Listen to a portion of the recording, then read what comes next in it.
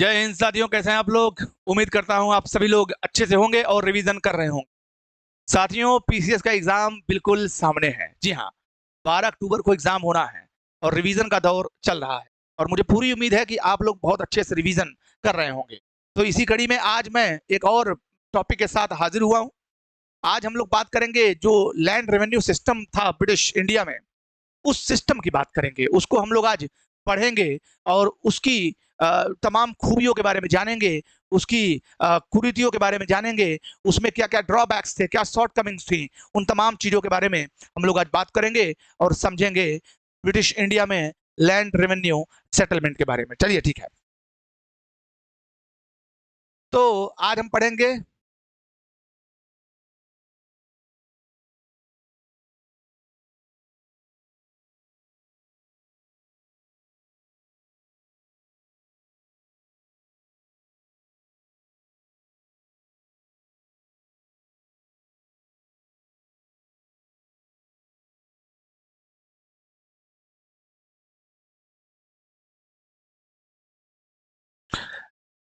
ये हमारा टॉपिक रहने वाला है land settlement during the British era. British काल में लैंड रेवेन्यू सेटलमेंट या जो भी भूमि से संबंधित सेटलमेंट बंदोबस्त किए गए हैं, उन तमाम बंदोबस्त की चर्चा करेंगे आज हम लोग। ठीक है, तो चलिए भैया शुरू करते हैं। बहुत ही इंपॉर्टेंट टॉपिक रहने वाला है ये। तो देखिए, जब हम इसकी बात करेंगे तो खास तौर पे इसमें 3 इंपॉर्टेंट सेटलमेंट्स की बात करते हैं, बंदोबस्त की बात करते हैं। पहला है परमानेंट लैंड सेटलमेंट। ठीक है, जिसको हिंदी में बोलते हैं अस्थाई बंदोबस्त। अस्थाई बंदोबस्त, ठीक है। दूसरा है रैयतवारी सेटलमेंट, जिसको हम लोग बोलते हैं रैयतवाड़ी बंदोबस्त। ठीक है, और तीसरा है भैया महालवाड़ी सेटलमेंट, या तो हिंदी में कहेंगे महालवाड़ी बंदोबस्त। ठीक है, बंदोबस्त। ठीक है, तो ये खास हमारे पास लैंड सेटलमेंट्स थे जो कि ब्रिटिश काल में हमको देखने को मिलते हैं। इन्हीं पे आज हम लोग करेंगे चर्चा। इन सेटलमेंट्स को क्यों इंप्लीमेंट किया गया, इसका क्या उद्देश्य था और इसके क्या फायदे और क्या नुकसान हुए। साथियों, भारत के अंदर अगर हम बात करें तो भारत के अंदर भू राजस्व एक बहुत बड़ा आय का स्रोत होता था किसी भी स्थापित व्यवस्था के लिए। ये आज से नहीं बल्कि प्राचीन काल से ही किसी भी राज्य विशेष के लिए मुख्य राजस्व का स्रोत या कर का स्रोत होता था। अमूमन 1/6, कभी कभी 1/3 और बहुत ही दुर्लभ स्थिति में 1/2 अर्थात 50% भी, जिसमें हम अलाउद्दीन खिलजी मोहम्मद बिन तुगलक के कार्यकाल को देखें तो 50% तक जो है वो लोग भू राजस्व लेते थे। अमूमन 1/6 लिया जाता था खास तौर पे। तो कहने का मेरा मतलब है कि भू राजस्व एक बहुत बड़ी आपकी आय का जरिया, आमदनी का जरिया हुआ करता था, जो कि ब्रिटिश हुकूमत को मजबूती प्रदान करता था। किसी भी हुकूमत को मजबूती प्रदान करता है राजस्व। और इस सेटलमेंट के जरिए ब्रिटिश गवर्नमेंट भूमि के जो बंदोबस्त का जो विधान बनाना चाहती थी, कानून बनाना चाहती थी, उसके माध्यम से वो बहुत ज्यादा मुनाफा कमाना चाहती थी और ज्यादा ज्यादा प्रॉफिट जनरेट करना चाहती थी। लिहाजा ये सेटलमेंट बहुत खास हो जाता है। तो चलिए पहले सेटलमेंट की बात करते हैं, द फर्स्ट सेटलमेंट। तो फर्स्ट सेटलमेंट आपका भैया जो फर्स्ट सेटलमेंट है वो आपका है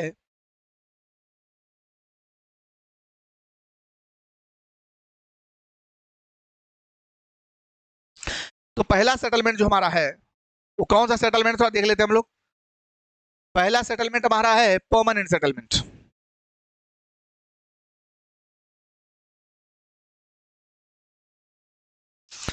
परमानेंट सेटलमेंट हमारा सबसे पहला सेटलमेंट है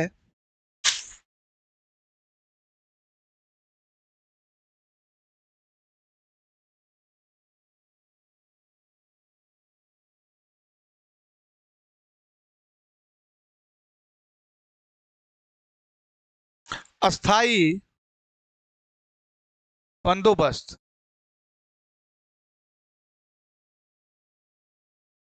अस्थाई बंदोबस्त देखिए इसके बारे में सबसे पहले समझते हैं हम लोग। अस्थाई बंदोबस्त का सुझाव सबसे पहले जॉन शोर ने दिया था। सुझाव सुझाव होता है कि भाई मैंने आइडिया आपको दे दिया, मैंने आपको अपनी ओपिनियन बता दी कि ऐसा ऐसा होना चाहिए। तो जॉन शोर ने पहली बार ये आइडिया दिया था और इस आइडिया को इंप्लीमेंट करवाया लॉर्ड कार्नवालिस ने। लॉर्ड कार्नवालिस जो थे उस समय के गवर्नर जनरल थे, तो उन्होंने इसको इंप्लीमेंट करवाया। किस तरीके से इंप्लीमेंट करवाया, इसके प्रॉस कॉन्स क्या क्या थे, आइए बात करते हैं। तो ये आइडिया जो था, विचार अगर बात करें कि किसका विचार था, तो ये विचार था जॉन शोर का। जॉन शोर, विचार जॉन शोर, ठीक है ना। ठीक, विचार या आइडिया किसका था, जॉन शोर साहब का। क्लियर है, जॉन शोर साहब का आइडिया था। ये सेटलमेंट आया कब, 1793 ईस्वी में। ध्यान दीजिएगा 1793 ईस्वी में, टाइमलाइन देख लीजिए, ठीक है। इस समय गवर्नर जनरल कौन थे,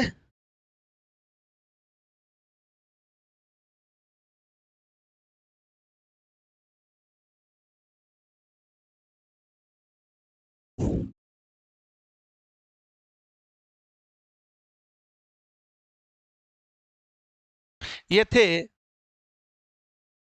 लॉर्ड कार्नवालिस, ठीक है।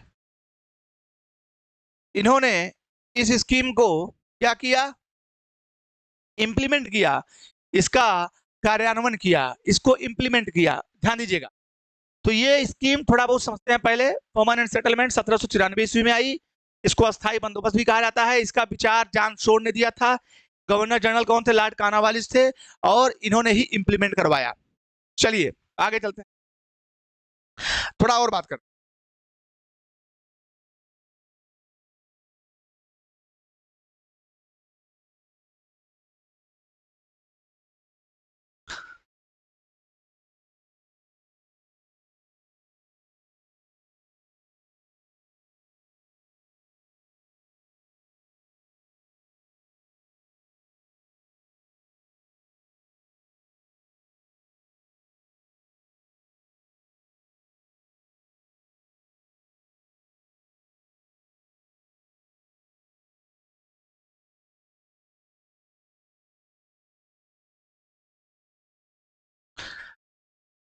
Lord Cornwallis he implemented it in 1793।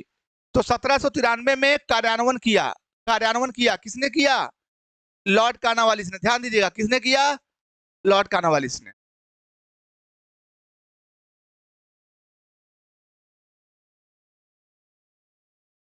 ध्यान दीजिएगा, अब आगे भैया चलते हैं। ये सिस्टम क्या था, सिस्टम कैसे काम करता था। इस सिस्टम में क्या किया गया कि जमीन का अधिकार, जमीन का मालिक बना दिया गया जमींदारों को। जमींदारों को पूरा का पूरा इस सरकार ने उनको बुलाया। बुलाने के पश्चात कहा कि हम आपसे अनुबंध करना चाहते हैं। यह अनुबंध ऐसा होगा कि आपको पूरे भू स्वामी के रूप में स्थापित कर दिया जाएगा, अर्थात आप पूरे जमीन के मालिक रहेंगे। उस जमीन को आप बेचिए, चाहे ऑक्शन करिए, चाहे आप जिसको बोलते नहीं है प्लेज कर दीजिए, ये आपका है। बस क्या करते हैं आप देखिए, हमको यह है कि जितना भू राजस्व है उसको आपको वसूलना है, कलेक्ट करना है, और जितना आप भू राजस्व कलेक्ट करेंगे उसका 10/11 भाग सरकार को देना है, आपको सरकारी खजाने में देना है, और 1/11 भाग आपको अपने पास रखना है। यह अनुबंध किया गया किससे? जमींदारों से। तो जमींदारों के साथ क्या अनुबंध हुआ कि जितना भी टैक्स या भू राजस्व आप वसूलेंगे उसका 10/11 भाग उसको 11 हिस्सों में बांटा जाएगा, और 10 हिस्सा सरकार के खाते में जाएगा, 1 हिस्सा जमींदार स्वयं अपने पास रखेगा एज कमीशन के तौर पे, उनकी आय के तौर पे, आमदनी के तौर पे। ठीक है, ये प्रावधान किया गया अस्थायी बंदोबस्त में। चलिए आगे चलते हैं, बात करते हैं। तो इसमें क्या किया गया भैया? जमींदारों को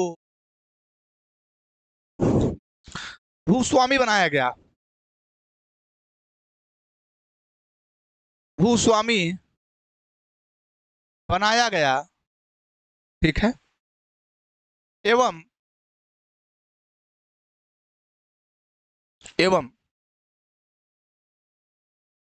उनके द्वारा एकत्रित कुल राजस्व का 10/11 भाग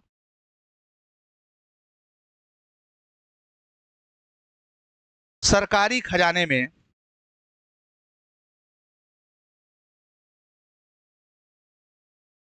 जमा कराया जाता था,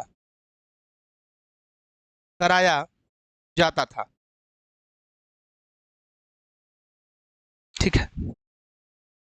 कितना? 10/11 भाग सरकारी खजाने में जमा कराया जाता था, ठीक है, जमींदारों के द्वारा। एवं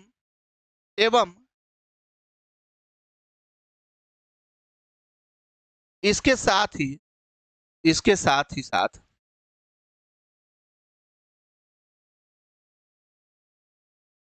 1/11 भाग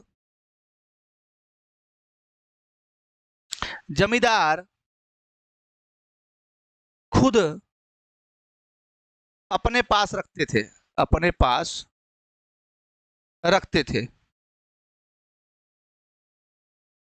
ठीक है, अपने पास रखते थे। जमींदार क्या करते थे? अपने पास रखते थे। इसके अलावा, ठीक है ना, कितना रखते थे? 1/11 भाग बतौर कमीशन। अब देखिए इसमें सबसे बड़ी समस्या क्या खड़ी हुई?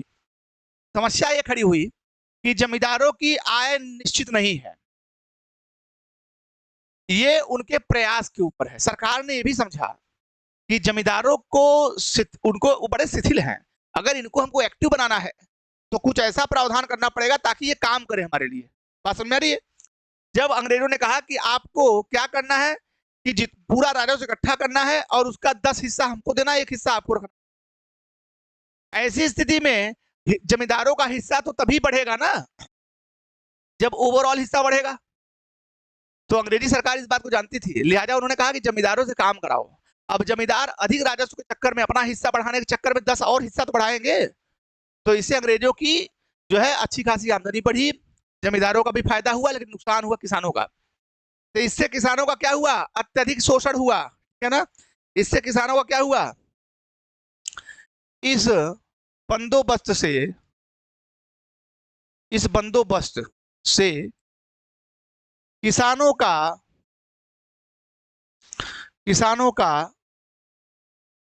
अत्यधिक शोषण हुआ,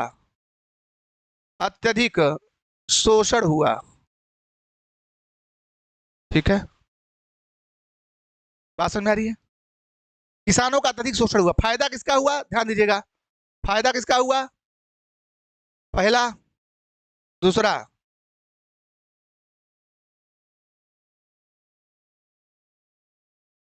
ब्रिटिश सरकार, जमींदार, ठीक है, इनका फायदा हुआ। नुकसान किसका हुआ? किसानों का हुआ। किसानों का अत्यधिक शोषण हुआ। बात समझ में आ रही है? अत्यधिक शोषण हुआ। अच्छा, एक और नियम इसी परमानेंट सेटलमेंट की जब बात करते हैं हम, तो एक और नियम हमको देखने को मिलता है, वो नियम है द लॉ ऑफ सनसेट, सूर्यास्त का नियम। थोड़ा इस पर भी चर्चा हम लोग कर लेते हैं, ठीक है। तो एक भैया नियम था सूर्यास्त का नियम, जो कि अस्थायी बंदोबस्त का ही हिस्सा था, तो इसकी भी थोड़ा चर्चा कर लेते हैं। क्या नियम था भैया? इस नियम के तहत जमींदारों को सूर्यास्त से पहले निर्धारित तिथि को भू राजस्व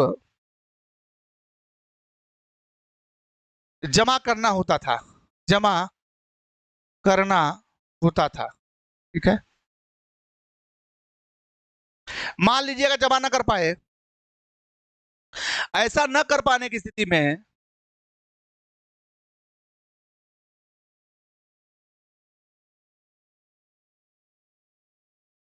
में उनकी जमींदारी जब्त कर ली जाती थी।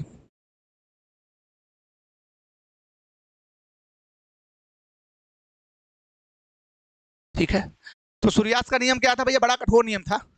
यह नियम था कि जो जमींदार है जिस एरिया विशेष में कार्य कर रहे हैं उनको, जैसे ये फिक्स होता था ना कि इस तारीख को आप इस एरिया का राजस्व जमा करेंगे, अगर सूर्यास्त से पहले वो राजस्व जमा नहीं हुआ तो ऐसी स्थिति में इनका जमींदारी का जो तमगा था उसको छीन लिया जाता था, इनके सारे अधिकार खत्म किए जाते थे। बात समझ में आ रही है?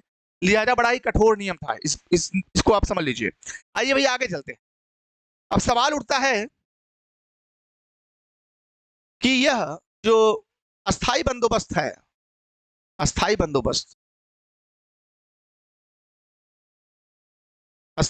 बंदोबस्त जो है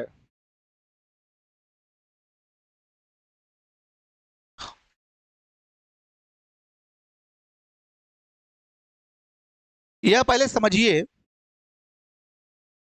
कि यह स्थान की अगर बात करें हम तो किन किन स्थान पे इसको लागू किया गया, तो कौन कौन से स्थान भैया? बंगाल, बिहार, उड़ीसा एवं बनारस। उत्तर प्रदेश में बनारस में लागू किया गया, ध्यान दीजिएगा, यूपी। अगर हम परसेंटेज ऑफ एरिया की बात करें तो यह 19% भाग पर लागू किया गया। ठीक है, क्लियर है? तो ये अस्थाई बंदोबस्त से संबंधित जो है कुछ बातें थी। ठीक है, बहुत ही इंपॉर्टेंट बंदोबस्त था, लेकिन इससे किसानों का अत्यधिक शोषण हुआ। चलिए आगे चलते हैं, अब अगले बंदोबस्त की तरफ चलते हैं। अगला बंदोबस्त है रैयतवाड़ी बंदोबस्त। ठीक, रैयतवाड़ी बंदोबस्त, रैयत का मतलब होता है किसान, क्योंकि जमींदारी और इस्तेमारी या परमानेंट सेटलमेंट जो था अभी जो पढ़े हम लोग, इसमें किसानों का अत्यधिक शोषण हुआ। लिहाजा अब अंग्रेज इस बार, खासतौर पर ब्रिटिश सरकार, वो किसानों को एड्रेस करना चाहती थी, उनके प्रॉब्लम को सॉल्व करना चाहती थी, अर्थात उनसे डायरेक्ट जो है ब्रिटिश गवर्नमेंट ने डायरेक्ट जो है अनुबंध स्थापित किया और कहा कि आपसे हमारा सीधा अनुबंध रहेगा। ठीक है, और इसमें स्थिति क्या बनी भैया? ध्यान दीजिएगा, सबसे पहले इसको शुरू किसने किया?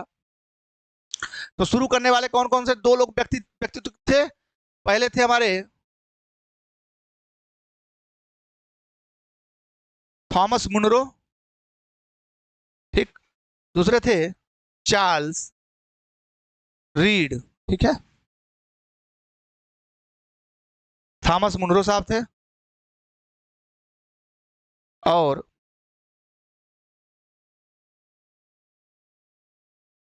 ठीक है चार्ल्स रीड, तो वही लिख दिए, हिंदी में लिखते हैं चार्ल्स रीड।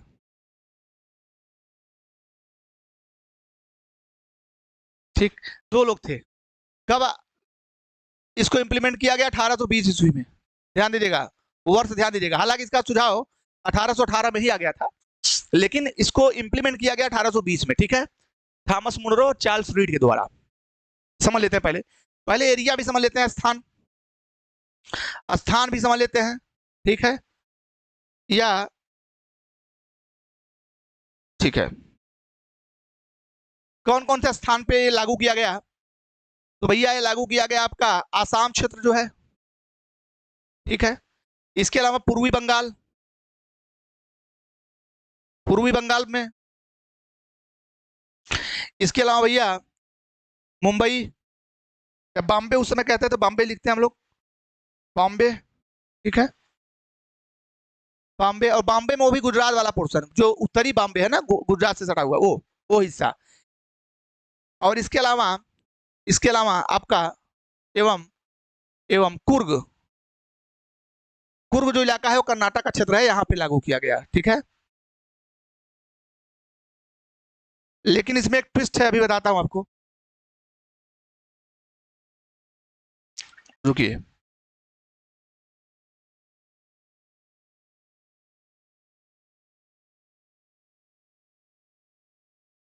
कुर्ग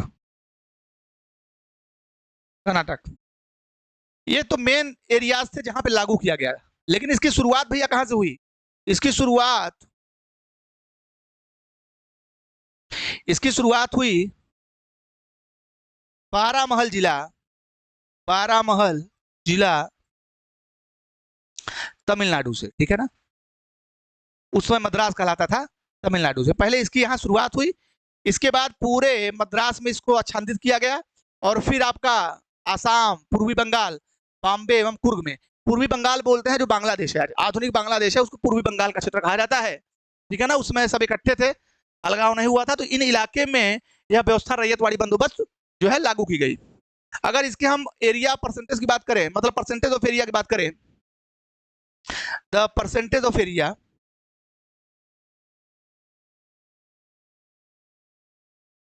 तो यह था 51% भूभाग पे, 51% भूभाग पे इसको लागू किया गया।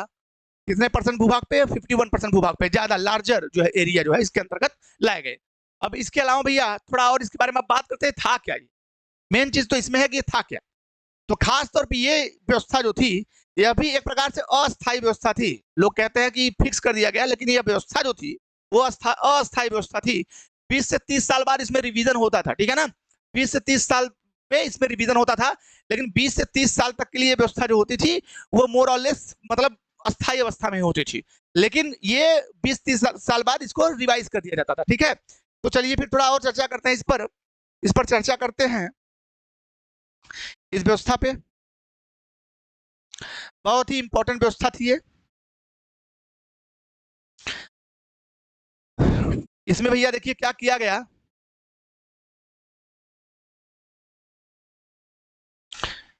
इसमें किसानों से सीधे टैक्स वसूला गया, ठीक है ना, भू राजस्व।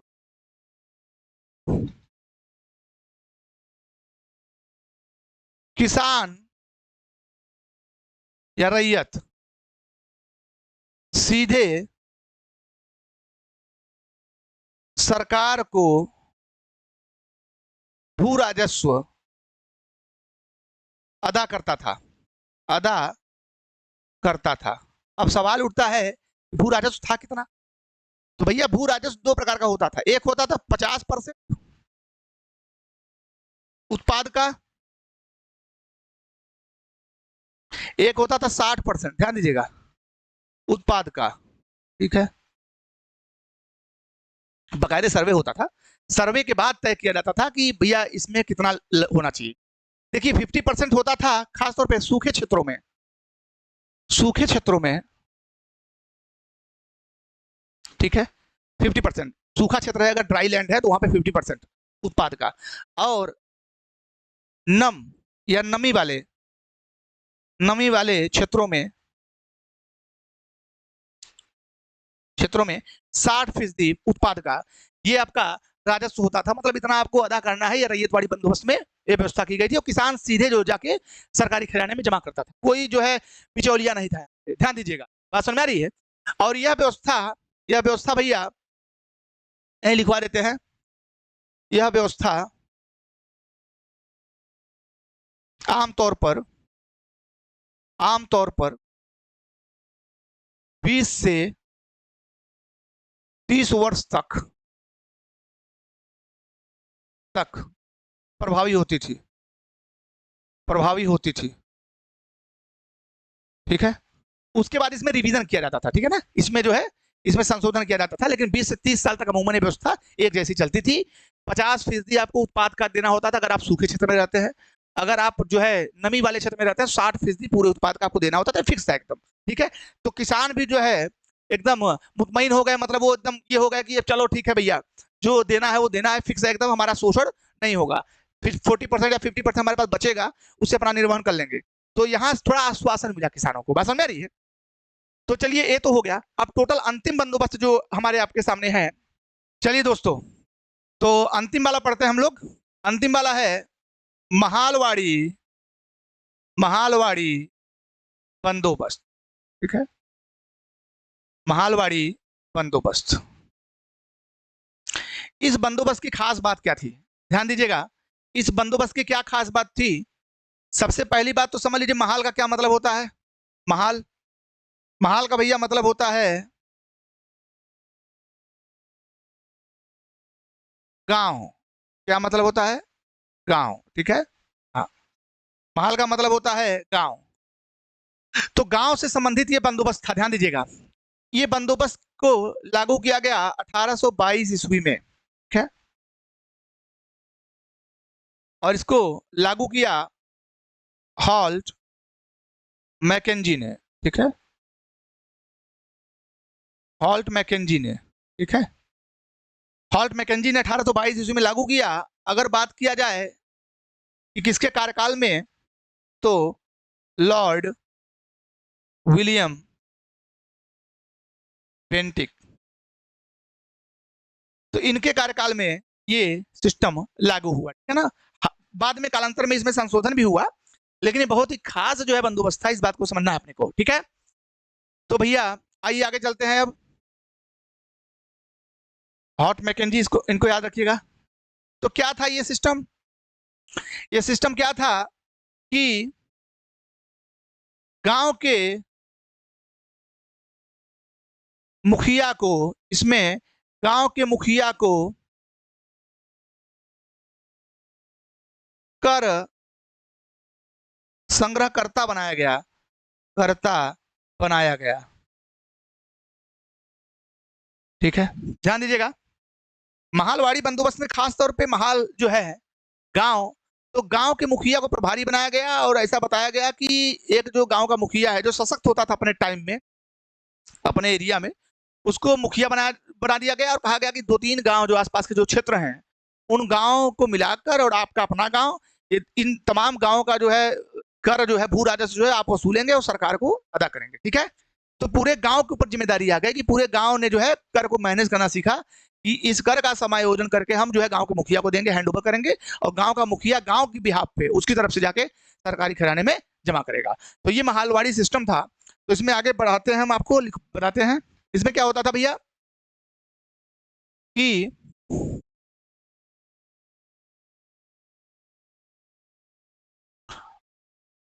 गांव का मुखिया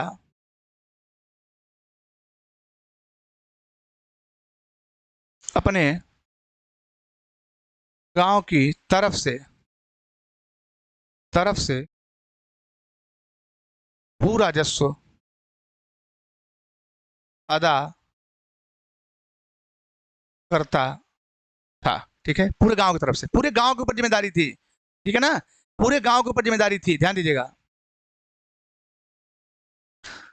ये व्यवस्था खासतौर पे करों की अगर बात करें तो कर क्या था, कर 2 प्रकार के होते थे, मैंने बताया 50% और 60%, ठीक है ना। सूखा क्षेत्र, नमी युक्त क्षेत्र, ठीक है। तो यहाँ पे 60%, यहाँ पे 50% ऐसी टैक्स जो है लगता था, भू राजस्व लगता था। अगर हम परसेंटेज की बात करें ऑफ एरिया की बात करें, तो यह 30% भाग पर लागू किया गया था। कितने फीसदी, 30% भाग पे लागू किया गया था, ठीक है। और अगर हम क्षेत्रों की बात करें या स्थान की बात करें, कौन कौन से स्थान पे या कौन कौन से क्षेत्रों पे लागू किया गया था, या स्थान, तो ये आपका हो जाता है NWFP पंजाब,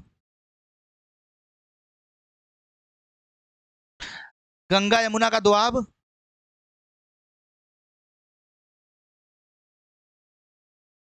दोआब, इसके अलावा मध्य भारत, मध्य भारत, ठीक है ना, मध्य भारत। तो इन इलाकों में ये लागू किया गया था, ध्यान दीजिएगा, ठीक है, इन इलाकों में लागू, बहुत ही इंपॉर्टेंट व्यवस्था थी ये, ठीक है, जो हमारा यूपी वाला एरिया है सब इसी के अंतर्गत आता है, बहुत ही इंपॉर्टेंट बड़ी खास जो है व्यवस्था थी ये। और इसी ये 3 व्यवस्थाओं के तहत सरकार ने भू कर को या भू राजस्व को मेंटेन करने, उसको समायोजित करने और अधिक से अधिक मुनाफा कमाने की दिशा में कदम बढ़ाया और 3 लैंड सेटलमेंट लागू की। और इन्हीं गतिविधियों की वजह से, इन्हीं भू राजस्व प्रणालियों की वजह से जनता बड़ी उग्र हुई, उनका अत्यधिक शोषण हुआ, लिहाजा उन्होंने 1857 की क्रांति में भी इसी से प्रभावित होकर अच्छा खासा रोल अदा किया। बात समझ रही है? महलवाड़ी बंदोबस्त से लोग प्रभावित हुए, इससे बहुत ज्यादा उनका बहुत ज्यादा शोषण हुआ, लिहाजा क्योंकि बाद में समझ में नहीं आया, लेकिन बाद में समझ में आया ना, जब समझ में आया, जब भारी पड़ने लगा, क्योंकि वर्षा हो या किसी भी तरीके की स्थिति हो, आपको कर देना ही देना है, तो ऐसी स्थिति में बड़ा भारी पड़ता था, लिहाजा किसानों को महसूस हुआ कि हमारा शोषण हो रहा है और वो भी अत्यधिक शोषण हो रहा है, लिहाजा उन्होंने जो है आने वाले वक्त में खासतौर पर 1857 की क्रांति में भी अच्छा खासा रोल अदा किया और इन्हीं व्यवस्थाओं से वो लोग आदी जा चुके थे, वो लोग परेशान हो चुके थे, लिहाजा उन्होंने क्रांति कर। तो कुल मिला के ये तीनों बंदोबस्त अपने आप में बहुत इंपॉर्टेंट बंदोबस्त है, इनसे संबंधित क्वेश्चन पूछे गए हैं और पूछे भी जा सकते हैं, लिहाजा जो क्वेश्चन इनसे बनेंगे उन क्वेश्चन की तरफ आपको जो है नजर रखनी है, एक एक पॉइंट को ध्यान देना है, सारे पॉइंट बहुत इंपॉर्टेंट है। और आप लोगों को एक बार फिर से wish you all the best for your exams, तैयारी करते रहिए, मिलते हैं कल एक नए टॉपिक के साथ, तब तक के लिए जय हिंद, जय भारत।